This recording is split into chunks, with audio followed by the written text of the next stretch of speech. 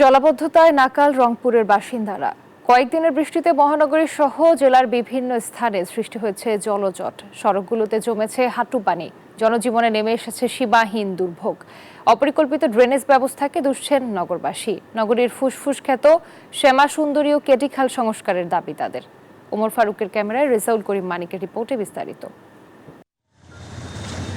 রংপুর নগরীর জলাবদ্ধতা নিরসনের একমাত্র খাল শ্যামা সুন্দরীও এখন সামান্য বৃষ্টির পানিতে টইটুম্বুর। ময়লা আবর্জনার মাটি ভরাট হয়ে খাল দিয়ে পানি প্রবাহ বন্ধ হয়ে গেছে। ফলে চলতি মৌসুমের ভারী বর্ষণে নগরীর ৩৩টি ওয়ার্ডের বেশিরভাগ পাড়া মহল্লায় এখন জলাবদ্ধতা। সামান্য বৃষ্টির পানিতে তলিয়ে যাচ্ছে রাস্তাঘাট। নিচু এলাকাতেও জমছে হাঁটু পানি। এলাকার পানিটা এই ড্রেনের পানিটা নিষ্কাশনের ব্যবস্থাটা একেবারেই কম। সামান্য বৃষ্টি হয়েছে, এর মধ্যেই দেখো কত পানি জমে গেছে।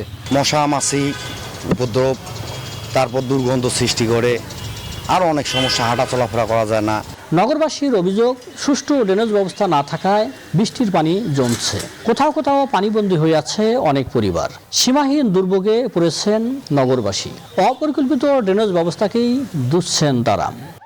অল্প একটু বৃষ্টি হলেই রাস্তার মধ্যে পানি জমে যায়, সেটা 5 মিনিটের জন্য হোক বা 10 মিনিটের জন্য হোক। শুধুমাত্র যে রাস্তাটার সমস্যা এরকম না, আমাদের হোস্টেলের ভিতরেও ড্রেনেজ সিস্টেমটা এতই পোর যে পানি নিষ্কাশন হতে পারছে না। যে কোনো মানুষ পড়ে যেতে পারে। পাশে ড্রেন আছে, এই ড্রেনের পরিষ্কার নিষ্কাশন ব্যবস্থা নাই। সো এটা আশা করি এটা খুব দ্রুত বিবেচনায় আনা উচিত।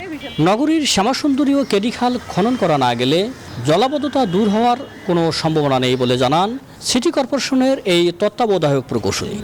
আমাদের যত ড্রেনেজগুলো আউটফল হচ্ছে শ্যামাসুন্দরী কেন্দ্রিক, এই দুটো তখন পুনঃকরণ না করা পর্যন্ত আমাদের জলাবদ্ধতা পার্মানেন্টলি কোনো সমাধান হবে না। জলাবদ্ধতা থেকেই যাবে যতক্ষণ না পর্যন্ত এই দুটো ক্যানেলকে পুনঃকরণ না করা হয়।